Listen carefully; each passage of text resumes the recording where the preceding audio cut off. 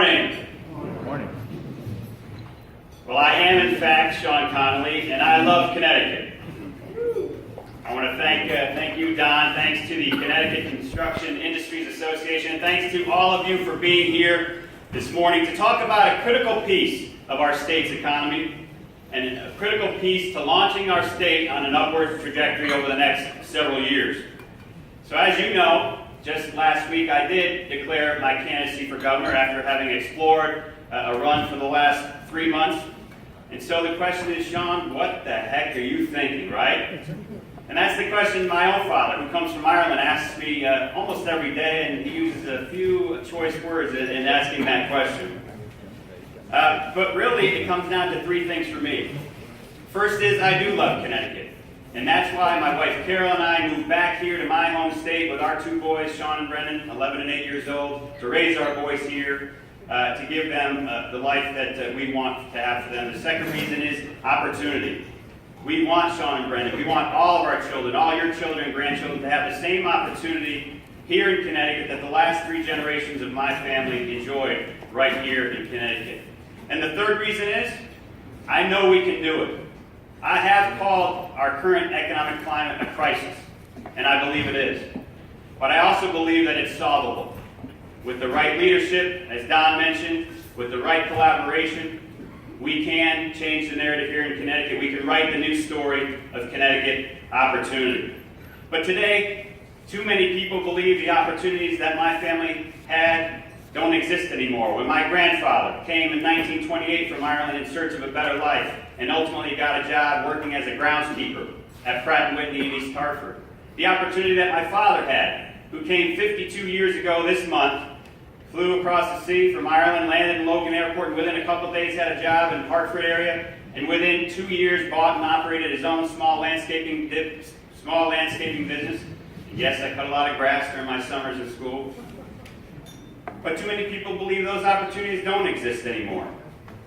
And the opportunity that I had with my brother and my 2 sisters growing up in East Hartford, attending public schools, and where I had my first job washing dishes at Beefsteak Charlie's on Silver Lane. I got promoted to busboy, by the way, so I was able to fill the shrimp and salad bar all you can eat. But really, that's why my wife Carol and I are in this. She's my partner. She's an energetic and compassionate partner. And together we decided that I would enter this race for governor, and that is to ensure and expand the Connecticut opportunity, not only for Sean and Brennan, but for all of our children and grandchildren. But doing that starts with a strong economy, because a strong economy is the engine of opportunity for everyone. And it means more and better paying jobs with that strong economy. And that's why, since day one, when I announced my exploratory campaign in October at Augie and Ray's in East Hartford, I have talked about my first, second, and third priorities being and will be our state's economy. And that's why just last week when I announced my candidacy for governor that I released an economic plan, my economic plan for moving our state forward. Now you can read that economic plan in detail at our website at comedy4ct.com, but this morning I will address a critical piece of a strong Connecticut economy, and that is a strong first-class transportation infrastructure. And it's key for 3 important reasons. First is safety. Connecticut currently leads with the highest percentage of any other state when it comes to roads in poor and mediocre condition. 57% of our roads are rated not acceptable. And those realities, and they are realities, lead us to having the second highest per motorist cost in vehicle repairs every single year out of every other state, up to $800 per Connecticut motorist. And they also contribute to over half of the fatal accidents here in our state. Bridges, same thing, safety issue. 30% of our bridges are found to be structurally deficient and functionally obsolete. And so those 2 factors, those safety factors on our roads and our bridges, they exist despite us here in Connecticut having one of the highest gas taxes in the nation. Safety first. Number 2, economic growth. Our economic growth here in Connecticut is just way too slow. At about 1.2%, behind the national average, Our growth is really stunted by suboptimal transportation, congested roads, you all know what I'm talking about, too few transportation options, bridges and roads in need of repair, underutilized ports, and lack of reliability and predictability in what we do have. The bottom line is, here in Connecticut, we can't move people, we can't move products, we can't move ideas at the speed of business. The productivity of our people is hampered, and the cost of doing business is increased. All those factors combined, keeping our economic growth too slow, helping to continue to push our population decline, and discouraging businesses from starting here and from growing here in Connecticut. Has anyone here been stuck on 95, 91, or 84 before? I have. Those congestions have costs. They cost some of our drivers upwards of $1,000 or more per year per motorist. And they cost quality of life. They have a cost on productivity. And it costs billions of dollars in sales here in Connecticut. So we've got safety, we've got economic growth, and third, we have jobs. I'll say it again, jobs. As you know, our jobs have continued to decline over the last several months. Many of your colleagues are having to go find work down at the Tappan Zee in Springfield and other places. You don't want to have to go down to the Tappan Zee to find work, do you? We want you here. Failing to invest in our transportation infrastructure will cost thousands and thousands of jobs. So what does it all mean? Our safety, our economic growth, and our jobs? It means investing in our state's infrastructure to ensure that Connecticut has the modern infrastructure we need to move the people, move the products, and move ideas at the speed of business in a way that makes us competitive with our neighboring states. Regional transit systems that better connect people with urban centers and other transportation hubs. Expanded rail and bus service, safe and efficient highways and bridges, increasing the capacity of our shipping hubs. It means avoiding cuts to DOT's capital plan. It means providing predictability with a long-term and dependable funding for transportation projects here in Connecticut. It means avoiding fare increases and transit service cuts as much as possible to avoid putting more people on the bad roads that we have currently. It means safely finding ways to expedite regulatory approvals and permitting to get these projects going. And it does mean getting our projects out the door and on the street and implemented in a more timely way. This increased investment is critical to spurring economic growth and more jobs for Connecticut people. Thousands more jobs, including union jobs. Not only will our Connecticut construction workers need to be here, home in Connecticut, rather than down at the Tappan Zee, but we'll have more jobs. We will need more people. We will need to train more people for the growing number of jobs with this spurring of the economy. And that's why I have called for tolls. You know, I'm still in the Army Reserve. I served about 7 years on active duty and continued in the Reserve over the last 12 years. And when I go down to Fort Dix, New Jersey, I hit tolls in New York and in New Jersey. When I go for duty at Fort Devens, Massachusetts, I hit tolls in Massachusetts, but no tolls here in Connecticut. You and I are currently subsidizing others driving through our state. We're paying, they're not. We need to get that revenue source in place. Not wait, let's do it now. Get the revenue source in place. We can find ways that we're not disproportionately affected with smart electronic tolls, with tiered pricing, with tax credits as needed, but we need to put tolls in place. And we need to do that.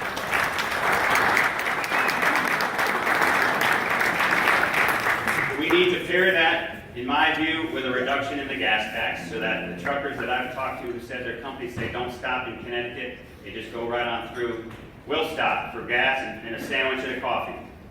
And we also need to pair that with a lockbox because the revenue that comes in with tolls needs to be put away and needs to be strictly used for our transportation infrastructure.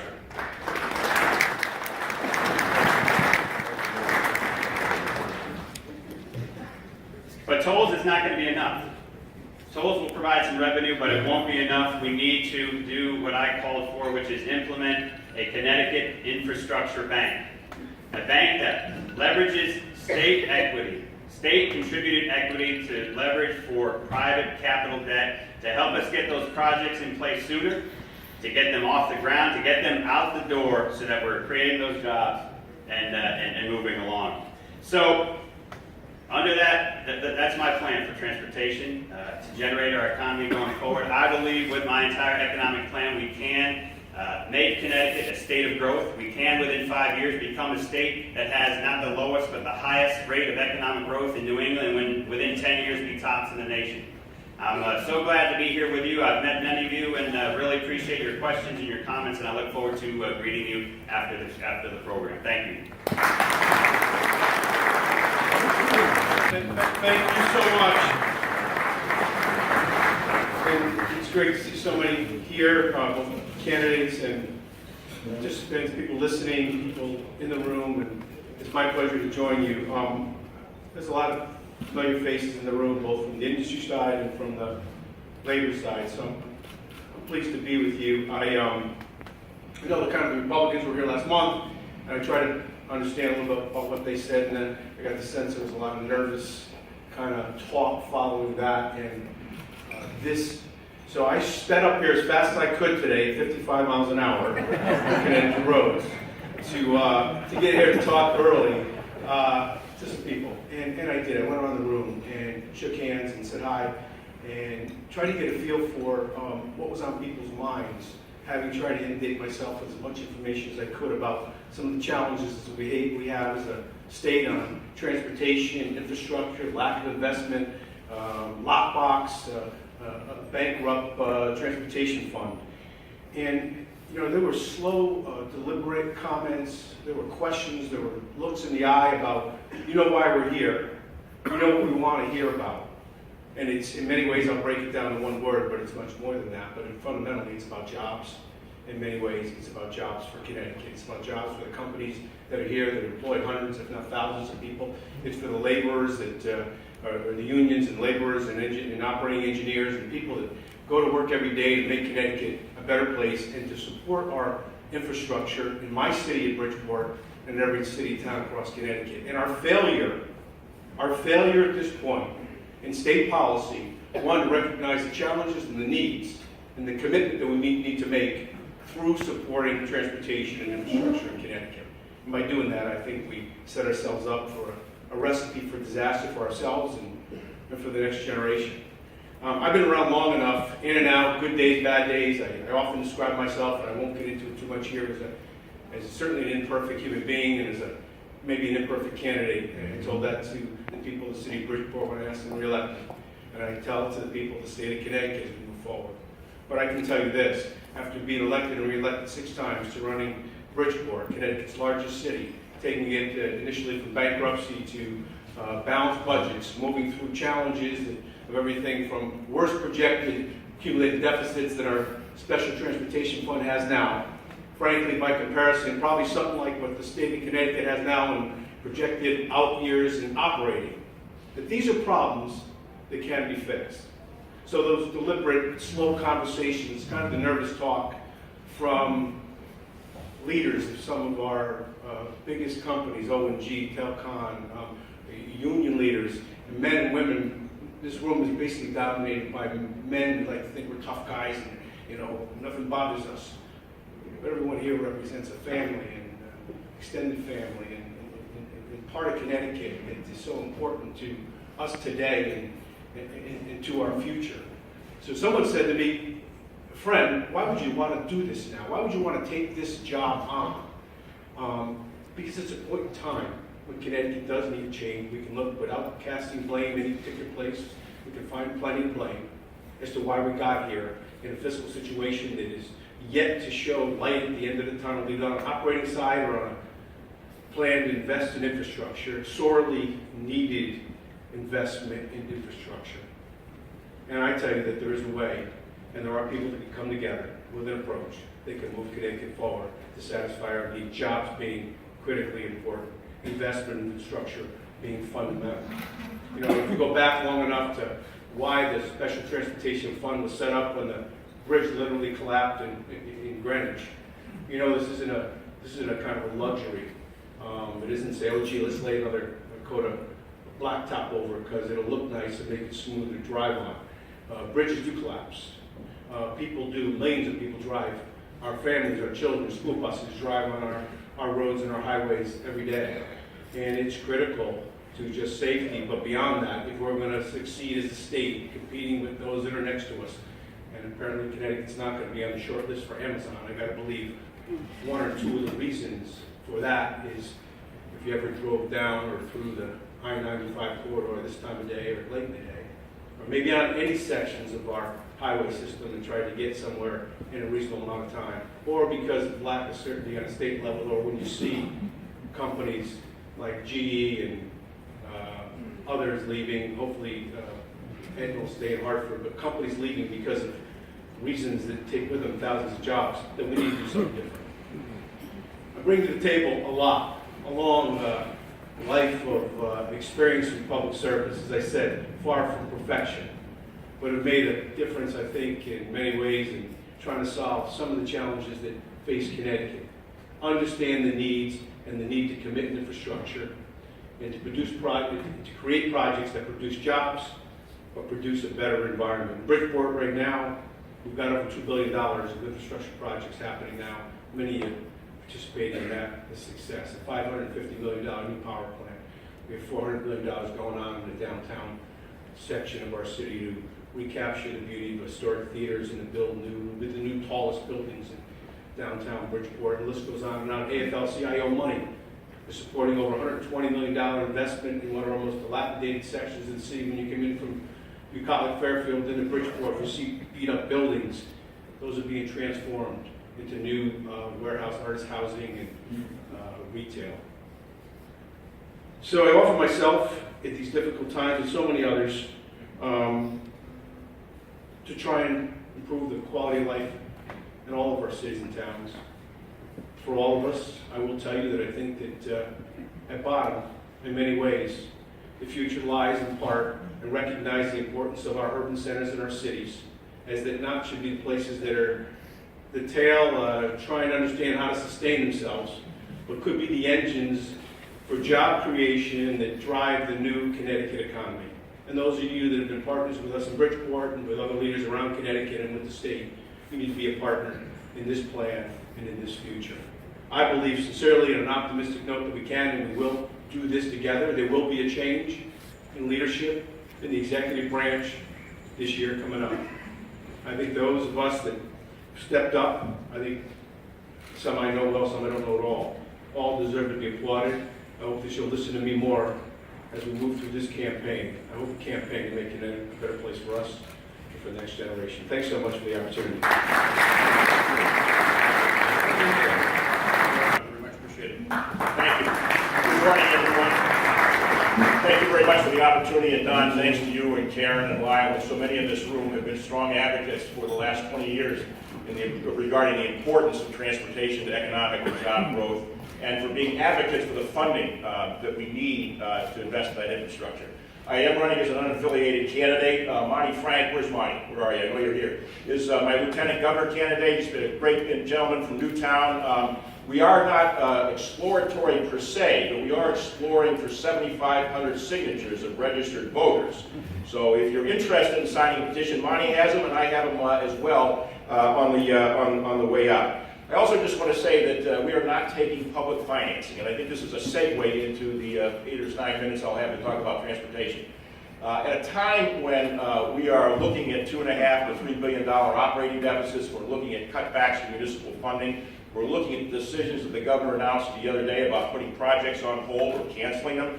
While $30 million into campaign financing is a proverbial drop in the bucket, to me it's an important statement to make. This is not the best use of our taxpayer money when there are other more important things that are going on, including support to social service organizations.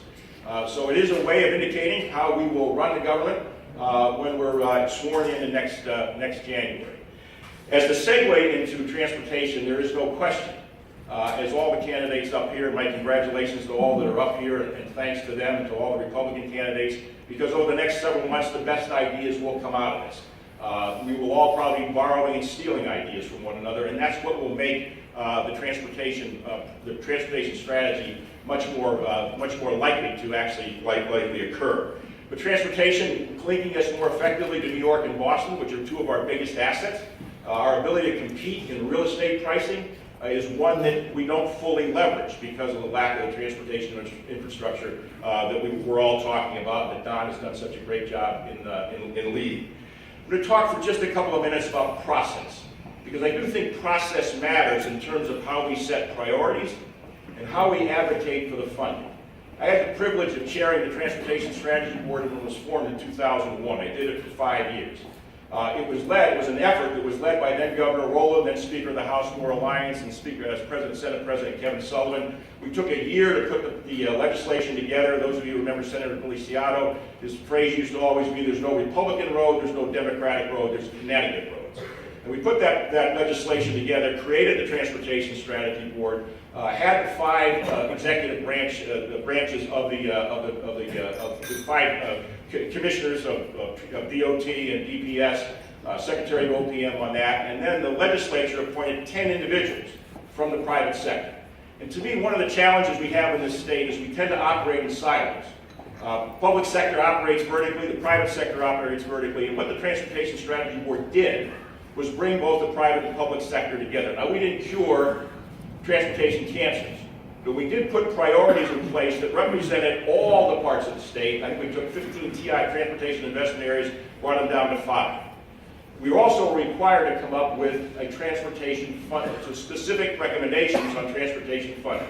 And that bipartisan group came up with 3 specific recommendations. One, to restore the gasoline tax to 15 cents, and the gasoline tax that had been eliminated in 1999. Each penny represented $15 million. 15 times 15 is $225 million. We basically not put in $4.5 billion into our infrastructure as a result of that. So do I think the gasoline tax needs to be restored? It has to be restored at some level if we are going to make progress and not have to defer all the projects. Secondly, we recommended a 10-year surcharge, a half a penny surcharge on the sales tax. I don't know, I haven't gone back and thought about that recently, but the concept was DOT provided us with a 10-year window, actually a 20-year window, on what the total investment was going to be needed in the state. That's how we came to those numbers. And then the third, and Mark Ryan was Secretary of OPM at the time, I give him a lot of credit because we got in that report the recommendation to install electronic tolls. Now, none of this has been done in that time frame. And this is the kind of folks you all are going to be advocates for that kind of funding support. Because without the funding support, we are going to continue to go into the special transportation fund, going into essentially into a negative position, and that the projects that many of you depend upon for your livelihood and that your employees depend upon aren't going to come to fruition. So there does need to be political leadership. There needs to be not only at the governor level, but at the legislative level, and among the private sector to be advocates for that kind of funding that is needed to go forward. I also think we need to look hard at privatization opportunities where they exist. And Governor Malloy did a very important thing in his first term by creating the Connecticut Airport Authority. And while that didn't change everything up at the airport, it allowed the airport to be much more competitive in recruiting additional airlines to come into the state, such as Aer Lingus, to provide international service. We do need to step back and take a look at where there are opportunities within DOT and elsewhere to privatize certain services that, while the state, we as taxpayers may need to fund, don't necessarily have to be delivered by state agencies or state employees. So to me, that's all part of a process. That's why I wanted to say, whether I go back and actually establish the Transportation Strategy Board as it was before, I want to step back and look at that, but I can tell you that a Griebel-Frank administration will look at options and opportunities to bring the private sector into the discussion about prioritization of transportation projects and about what kind of funding sources and seeking your advocacy to support the kind of funding we need. We do need to, in the 2018 election, make sure that lockbox language is approved. It's not perfect. I certainly have spoken out about it in the past, but it's a step in the right direction to ensure taxpayers, whether we increase the gasoline tax, establish electronic tolls, or do any other funding source, that they're assured, we are assured, that that money is going to go into transportation. Last thing that I neglected in terms of the electronic tolls. You all know that electronic tolls, we said go today, would probably be 3 to 5 years before they were established. Ergo, that's why we need to look at the gasoline tax. I also think we probably need to almost jump over electronic tolls and look at the whole issue of vehicle miles traveled. I know it's got a lot of big brother connotations to it, but that is where the world is headed. Technology is leapfrogging a lot of things. Electronic tolls were 15 years in the past in terms of where that's been. We do need to look at where technology can allow us to collect the kind of money that we need to ensure that we have a transportation infrastructure that will really ensure dynamic and sustainable economic and job growth, which we all know is the key to the future of Connecticut. I appreciate the opportunity to be here. I look forward to continue to work with Don and Karen and Lyle and all of you as we go forward on this very important issue. Thank you very much.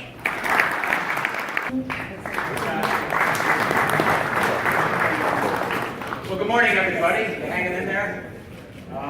I'm Ned Lamont, and I'm running for governor because I think we need a state and a budget that doesn't borrow from our future, but invest in our future. And we haven't done that for an awful long time. Infrastructure is one of the greatest investments we can make. See, I know my audience pretty well, don't I? It's also something I've lived. I've spent most of my career not in Hartford and not in politics, but as a guy leading a company building telecommunications infrastructure for universities across the country, from UConn to Berkeley. And Sean, I was really happy when you said infrastructure is about moving goods, about moving people, and about moving ideas. Because that is one of the ways that Connecticut competes. And you may say, okay, what does building telecommunications infrastructure have to do with running the state? We had a wonderful team and family in our company. We had hundreds of employees, folks that we trained, folks that were well paid, folks that I knew their families. I knew where they were coming from. We had a budget, we had a deadline, and we were in this thing together. And we built on budget, we built on schedule, we turned it on, and if we did pretty well, we had quite a party. And we haven't had a party in Hartford for a long time. I think what we need to do is learn to budget again, learn to schedule again, learn what we did for our folks. I also know that you have to be able to pay for what you want to do.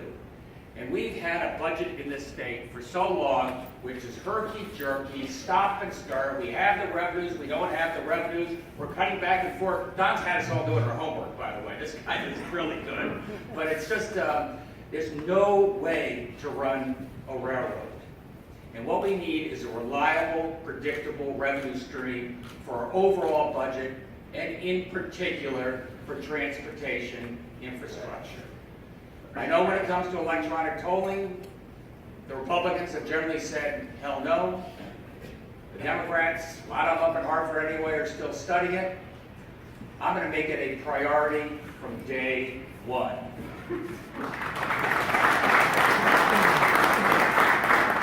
And odds, it's going to be tough. It's going to take some time. They're going to get federal approval. I-84, there's some places we can get this started sooner rather than later. Right here, Waterbury and the Aqueduct. These are things that we're going to do and lead the way. We're no longer, as everybody's going to treat us as a pass-through state. And it also means a predictable revenue stream that allows us to have a 30-year plan so that business and labor and all of our friends who are trying to recruit to the state or keep in the state and expand in the state know what Connecticut is going to be looking like in the next 20 years and how we're getting there one step at a time. And let me just say what you do with infrastructure, how you sell infrastructure, as a governor. First and foremost, it is about safety. As Don has told us, most of the $100 billion plan is going to just fixing 60, 50-year-old roads and bridges. Mayor Gannon mentioned the bridge down in Greenwich. Andy and I, my wife, we were driving over that bridge just a few hours earlier. And, cars were going over. It's just no excuse for this state to say we're gonna put this off for another 5 years, or we're gonna wait for the gasoline tax, or we're gonna, that's not the way we're gonna do it. We're gonna start from day one.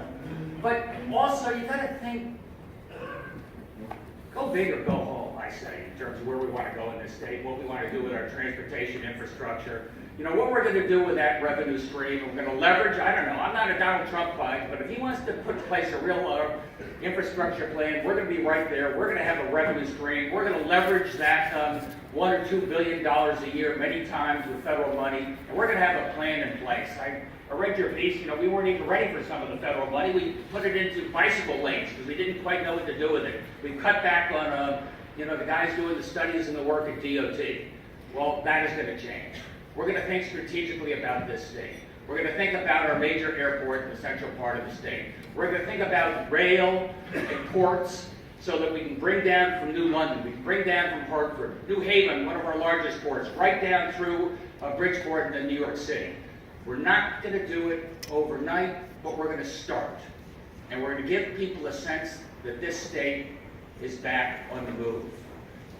And one other thing I got to say is I've been looking at big ideas, and I've been sort of intrigued by one that Andrew Cuomo has been talking about. And he's been talking about a tunnel from 4 million landlocked, deadlocked people in Long Island to this neck of the woods. A tunnel that would open up our market in a dramatic way.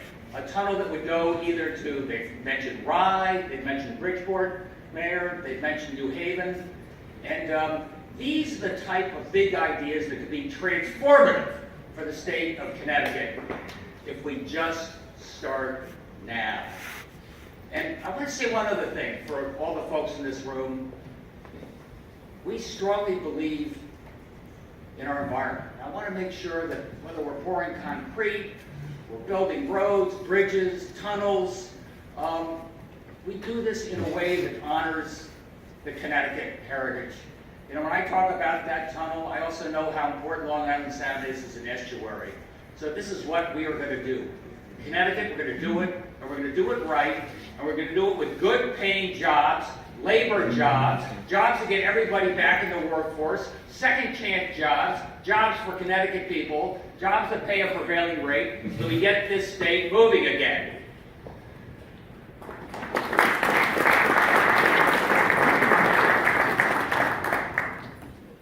I got signals here, so I'll just tell you that I'm a little different type of candidate. I haven't spent most of my time in the public sector, but I've been working my heart out for the state for a long time.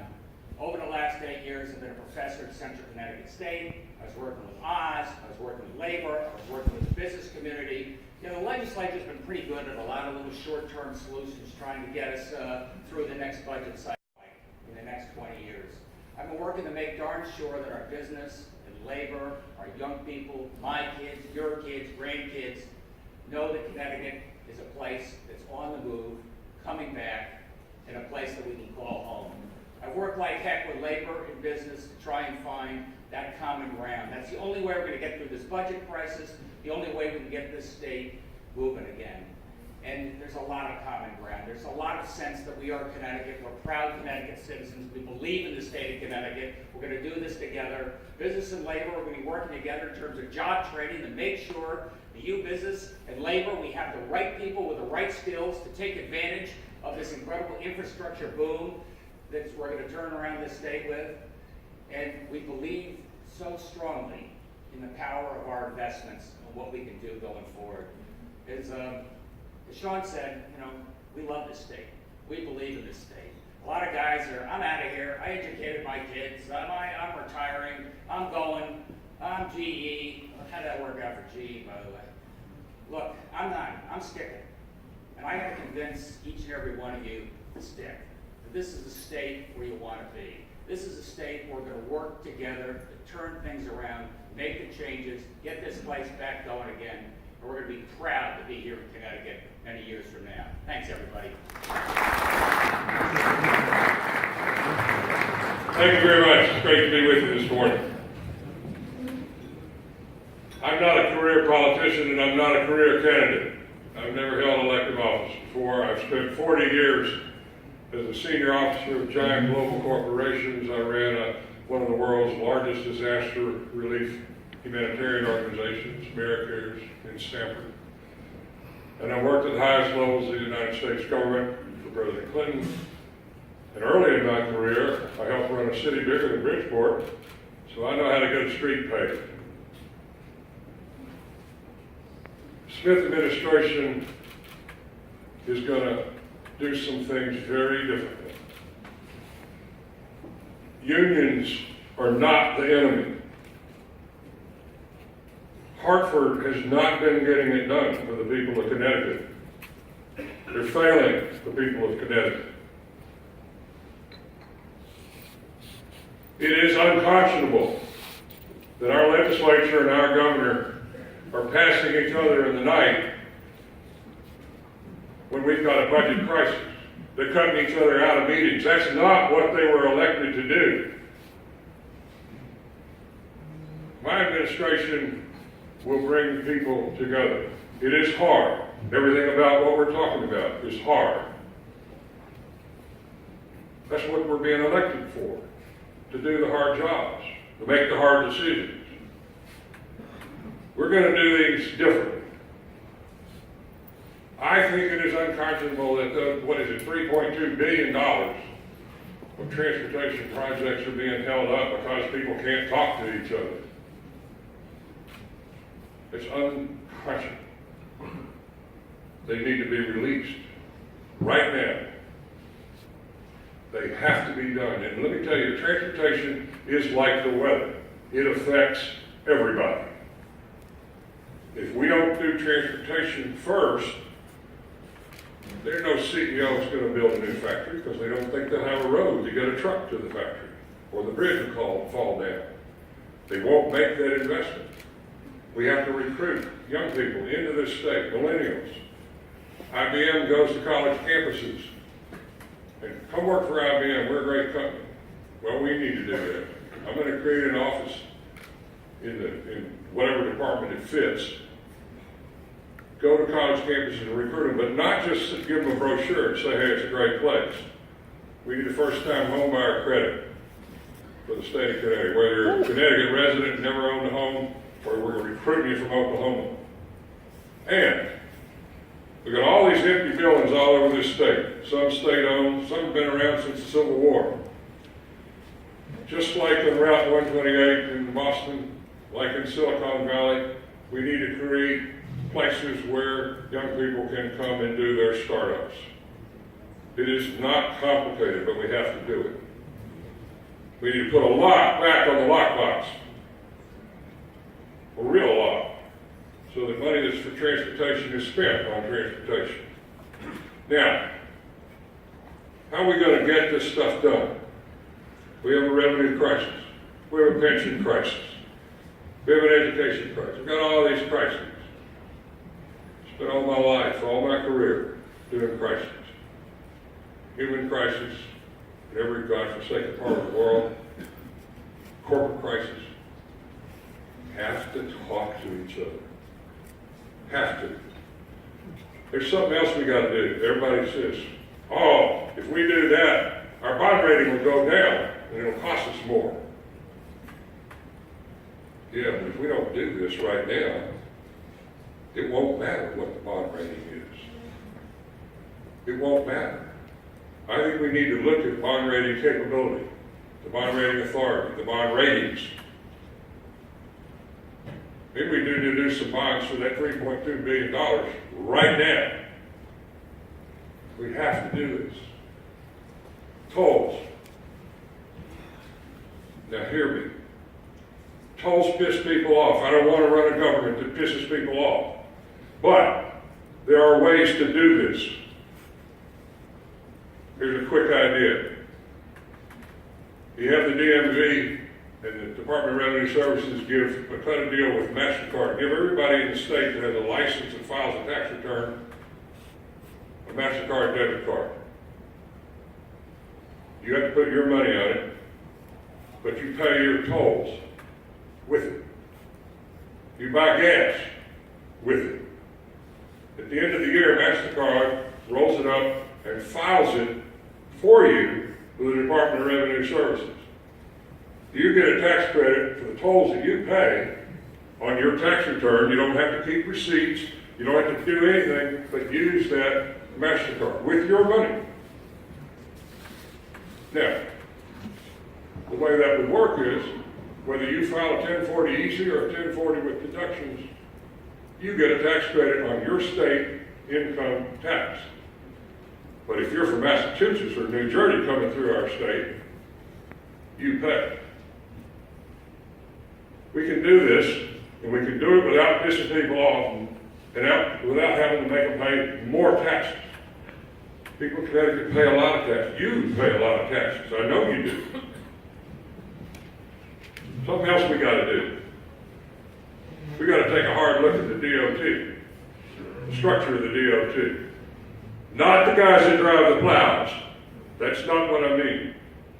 We're not messing with them. We need those guys to drive those plows and to do the work. We need you and your teams to do that kind of work. It takes too long to get stuff done.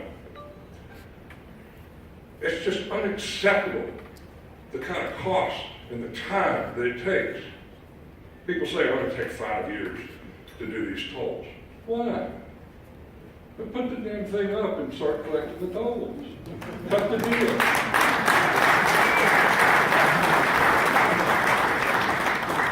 And while we're doing the DOT, I don't know how many of you have run over a manhole cover and had to go get your wheels realigned. We're going to teach some of these folks how to put asphalt around a manhole cover so that you don't have to go spend $1,000 having your car realigned.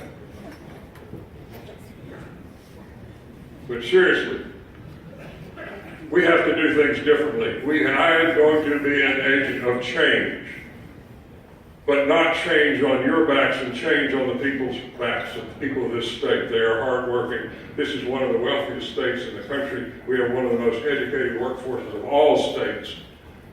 But we have to talk to each other. We have to. It is just not acceptable for a governor and a legislature to ignore each other. We can't do that. It's the year 2018. If you elect me, we will get these transportation projects done and get them done now. And we'll do modern things with our financial assets.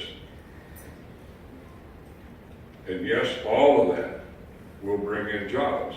But if we don't do those things first, ain't nobody going to bring a job. No CEO is going to bring a job. No millennial will want to come in here and live because there won't be anything to come here for. We have to do it, and we have to do it now, and we have to do it together. Thank you.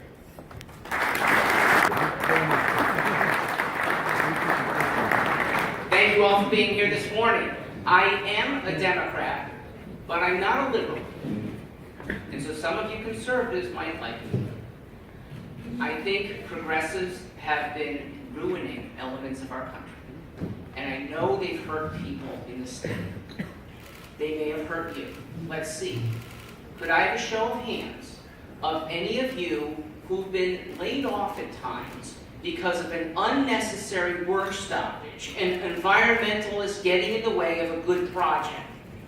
Hands that go up know that some environmental projects, most, are worthwhile. But I don't think a governor should be caving in to a movement that's trying to control using the environment for their basically anti-capitalist purposes. Capitalism is good. You will hear that from me now through November. How many of you can raise your hands here if you want, if you're an employee, an employer, who right now has a hard time hiring not so skilled workers? I go into restaurants all the time and say I could use more. I know that there are people who say I can't find people to clean my gutters, leaves. We have a state with too many people who don't want to work. And you thank the government for that. And why should they want to work? When welfare benefits in Connecticut are the number 6 highest, when you could get by not working the equivalent of nearly $50,000 a year extracted from you and you and you and I who work our butts off. There are some deserving people that need the state's help. But I'm a candidate who would replace a lot of state welfare that is wasted with private welfare. Private welfare is magnificent. It goes to the people who really need it. It's more surgical, and it helps people get off of welfare far faster than an anonymous bureaucrat in a check that just magically shows up all the time. We need not just a forceful governor, but a General Assembly that respects this. And in 2018, I hope everyone here, even more so than looking for a good governor, is looking for a better General Assembly. The General Assembly of the last 25 years, they're the ones that have been voting huge state pensions for state employees. Some of you are angered, I know this. When you read about a 40-something-year-old state retiree, retired in his 40s, entitled to a $2 million given average life expectancy pension. Nobody in this room has that. And yet our state has been giving that away. This governor would not pass a single bill with a pension. Now, people who have pensions, you're safe, okay? You made a good deal with dopes in the legislature. Can't do anything about that. But we can end up actually keeping money here. Having some state workers, good ones, paid more, but not endlessly after retirement. Pensions are almost impossible to control. A state should take control, as the candidates here want us to do. A state should be able to control for, this is the work getting done, this is the work getting done well, this is the work getting not so well done. What does a pension for the next 30 years do? You can't control inflation, cost of living. You can't control somebody's longevity. No wonder we're freaking spending 24% of the budget, that's what it is, on retirement. Let's make a comparison, and I will turn to transportation. What percent of the budget is spent on the DOT? 3%. This is one of two areas where I believe in dramatically increasing state funding. I'm a libertarian at heart, but generally, the purpose of the state government should be enhancing prosperity. And when you're at only 3% for things that are essential to everyone here, that deserves a change. By the way, the other is environmental protection. Percentage there, 0.5. And that is an essential part of state government. Let me turn specifically to transportation. That's the reason we've been here. And frankly, I was here last month, and none of the Republicans had any specifics, like the 5 of you and I, and I'm sure the W's who follow. WWW. Cars. I love my car. Cars are on a temporary wane because of millennials who don't really want to drive that often. And why should they when they're so adept with their devices that they could be working, studying, socializing without concentrating on the road? They're using trains and buses and Ubers. I do think cars will come back, and maybe some of you can answer why. Cars will come back for millennials who actually want point-to-point transportation because smart cars will get us all there without driving. Lyft is already using this. It makes sense. It will be a renaissance for car traffic. Let's talk about trucks. Trucking traditionally is not going to come back. It is on a wane for traditional drivers. However, your typical trucker in the next 10 years is going to be probably on the passenger seat in a mobile office with phone and computer helping out his customer. Where can I deliver those pallets of fruit? Can they really go on that landing dock? Where can I put most conveniently for you, my Amazon customer, to get your package of clothing? They are rarely going to be needed to be driving. And one thing that truckers will probably end up doing is programming drones, which is a good thing. Getting those last 100 yards is really expensive. And we should be making legislation that is very permissive, protect safety, but encourage commerce. And those of you in businesses that might take advantage of drone technology, I think that would be tremendous. By the way, if you have any questions, I've got 3 staffers able to take cards that we left here on tables. I can spend the last minute and a half taking that. I'll finish up by saying, transportation, 2 more. XL Center. We shouldn't pussyfoot around with these little, when we should be going big. We should bring the Whalers back. I'm behind that effort somewhat. It's doable. Now for the biggie. I-84 tunneling under Hartford and the river. I'm ambivalent.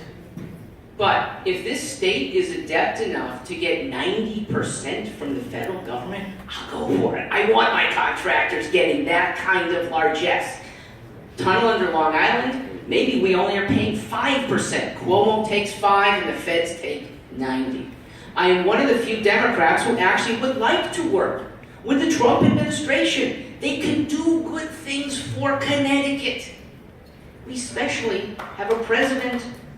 He liked to do deals, good deals for Connecticut. Why not take advantage of that? A partnership is in the offing. It makes sense. You have in Mark Stewart a candidate who would be looking to that to enhance Connecticut. If any of you have questions, Daryl, Cameron, Tim, Jonathan, if you have cards, you can bring them up. Meantime, you can look. I will answer them later. StewartForLiberty.com is the website. What do we have left? A minute 12. All right, so I will address why the Whalers can be bad. Look, this is my private enterprise. I'm an educator by day, and I promote the Whalers by night. We'll be at Tavern downtown tonight, right before the Wolfpack game. We have shirts here. We'll have them downtown. The reason why it's good for Connecticut, sporting is good for kids. You know, when the Whalers were playing 22 years ago, it was an enlivened night when hockey was home in Hartford. Kids were skating to this. The reason we could get them back, you don't have to have a loser mentality here. We have 1.3 million people in Metro Hartford. We have still the highest wealth per capita. We still have the highest income per capita after DC. We're number 1. And even 20 years ago, the Hartford Whalers were drawing 14,000 people per game without discounting. Carmenos wouldn't barely discount. That's more than the Islanders and more than the New Jersey Devils draw now, and certainly more than some of the teams down south. We can get it back. Thank you. NHLhere.org is that website. Stewart for Liberty is I, Mark Stewart. Thank you all. Have a great weekend. How you doing today? It's good to hear. How was your Christmas and New Year's? Hope it went well. Who in here is a veteran? You raise your hand. First of all, I want to thank you for your service, and if you guys can give them a round of applause, that'd be great.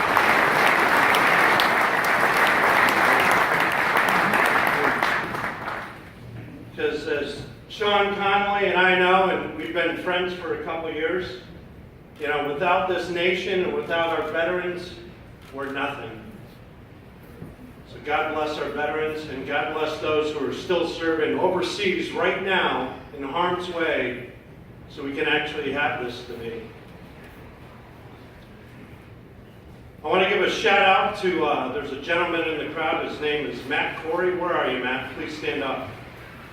So Matt Corey is a Navy veteran. He's also running for Congress. So if you get an opportunity, or U.S. Senate, he ran for Congress before. Sorry about that, Matt. So Matt, you guys want to talk to him? He's over there. So thanks for being here, Matt. God bless you, brother. The first step in solving any problem is being able to recognize those problems. How many of you here, and this question goes to You know, I listen to all these men, and all I can think of is, they're on the outside looking down, they have no skin in the game. Did you ever see the movie LA Confidential? And in a sea of corruption in 1940s Hollywood, there's a guy there, Exum, and when you first start the movie, you think, why doesn't this guy just get with the program? Why can't he be like all the others? And then as the movie progresses, you start to respect him more because he does it by the book. And then you find out when he tells Kevin Spacey character, Rollo Tomasi, and you find out why he is such a stickler for the rules. Because he has skin in the game. He lost his parents to Rollo Tomasi, the one who gets away with it. For the last 5 years, I've spent 5 miserable years trapped in legal quagmire because I pissed off, excuse my language, the wrong people in the state of Connecticut. Now, you all know what it's like here. This is cronyism and corruption capital. We're ranked 48th in the country, but I think we're 50th. It is all who you know, and it's all influence peddling. When I ran for Congress, I was very vocal about stopping the funding for Israel. I am vehemently anti-Zionist, but I am not anti-Semitic. I do not like the Zionist government. And I'm doing a PhD on this, and I spoke out about it. Excuse me for reading. Governor Malloy took to the airways, called me an anti-Semite. He couldn't tell you the difference between Judaism and Zionism if his life depended on it. But as you can imagine, talk like this has garnered me some seriously radical enemies. I found myself, I went from 0 to 50, a Greenwich housewife, working as a teacher, didn't even have a speeding ticket. Suddenly I find myself in the crosshairs of the Chief State's Prosecutor's Office. At the end of the day, as they kept piling on charges, I kept getting arrested. One day I lived for 4 days in a parking lot in Harrison, New York to raise the bail yet again as my mother's calling up and asking, why are you arresting my daughter yet again? At the end of the day, I was facing 9 criminal charges and 16 years in jail for crimes that were either orchestrated by the statewide prosecutor's office or were not crimes. Were not crimes. John Whale, Assistant Chief State Prosecutor, dragged me into criminal court for 41 criminal court appearances. I sweated it out for 3.5 years. I couldn't work at my job as a teacher, and he knew it. And I paced my little house around and around while his tag team buddy and family court judge, Jane Emmons, who describes me as a member of the Abolish Israel platform, she's so transparent in her motivation, kept me from my own husband, railroaded me into jail, and the judges kept me from the man I married until he died 4 years later. When I say I went through 5 years in probate court, superior court, criminal court, the useless appellate court only answers 20% of all appeals. Federal court, I'm telling you, they tied me up in legal knots. I was suffering from PSD, legal abuse syndrome. My hurdle to come up here onto this stage in light of how much power they have and what they can do is huge. People kept writing to me, update your Wikipedia page, dispel the lies. I was frozen in fear. I even applied to the state of Canada for political asylum, and they said, seek a normal work visa, because they couldn't believe that an American would be going through this. Now, you all are good folks, okay? I'm a union member, 20 years. My mother's a union member, was a union member till she retired, a teacher. My grandmother, 35 years, International Ladies Garment Workers Union. My good old boy stepfather built, just like you guys, down in Virginia Beach, all the bridges, roads. I know how it works. When you're a good old boy and you get the contracts, I get it. Cronyism. The things that happened to me when I came into the crosshairs of enemies can happen to you because there were no checks and balances. I go before judges. My rights violated left and right. Why should you care? I'm just one little woman who's political and outspoken, one uppity woman who dares to run for public office. They're going to put me in my place. What if it's your daughter, your wife? What if it's you next time? And the heart and soul of it is a system run amok. Here's transportation. The gut of this state. We're trying to close the button on a gut. Anybody can go file a budget. I got the budget right here. I look at it all the time. What the heck? What are these things that we're paying $1 billion for? I have some ideas to change the system and to fix the system, as only someone who's been in the trenches can do. The first thing we need to do is change the Judicial Review Council. Do you know judges now, I've spoken before, the ones that will allow John Whalen to drag me into criminal court. I had motions to dismiss. They wouldn't hear this. Judges who destroy your life, deny your due process. My husband had $5 million.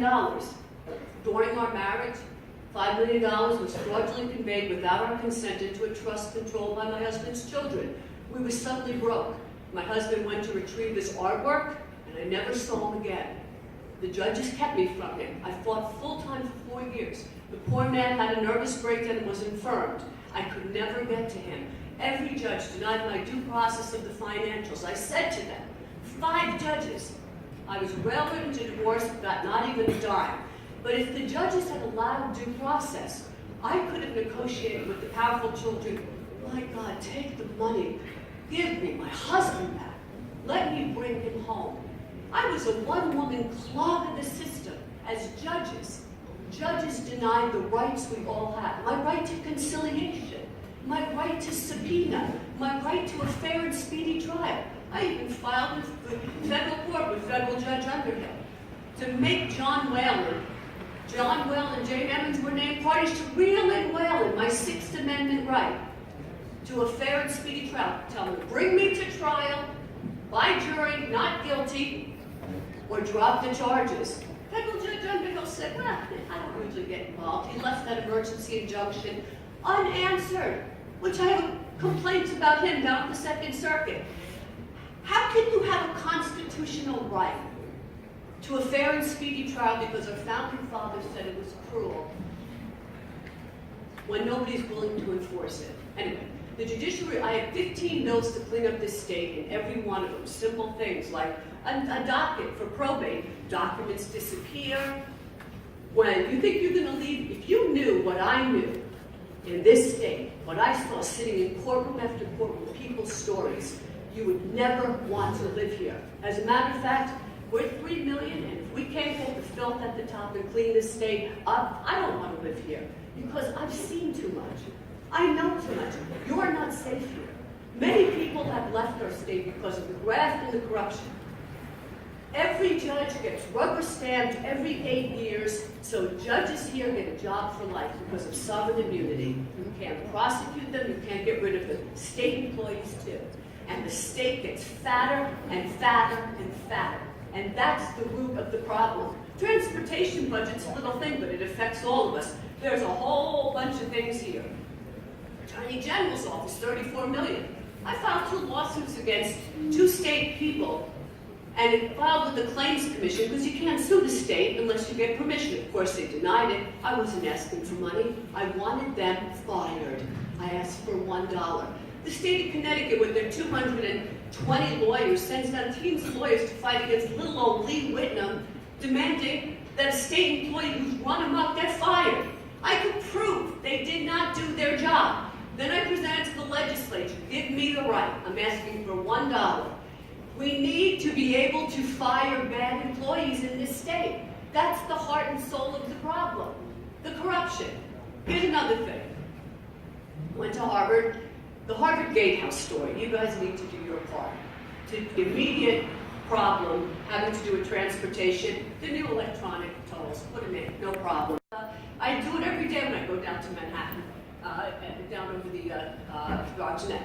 So, you know, this is not a big construction project. It shouldn't take 5, 6 years. Put in immediately for the immediate shortfall. That's number one. The rest is my 15 bills on my website, already written, will clean up this state. You want to clean up the fat, streamline it, you gotta get somebody who's been in the trenches. None of these people have any idea how bad it is here. Read the Marilyn Plank case. Read the Daniel Grossman case. You think you're safe as a senior, not just your assets, but your freedom? Not if somebody wants your money, not if lawyers and judges, the ones we have, are allowed to run amok. We need to be able to fire bad state employees. Thank you very much. This wonderful time that I had today, I got to talk to a lot of you. I think you're realizing each one of us is really different. And I think one thing that you need to realize is we are on a crossroads in the state of Connecticut where we can finally change and do this right. We have a time where we can work together. And again, as we heard, work together. This group, we don't talk to each other. We should. We really are the change that could be our next administration in our group. And when I reach out to each one of the following in Republican phase, they get back to me. The reason why is they see somebody that's willing to listen to the people, has no difference amongst which party you work from. And that's where I come from.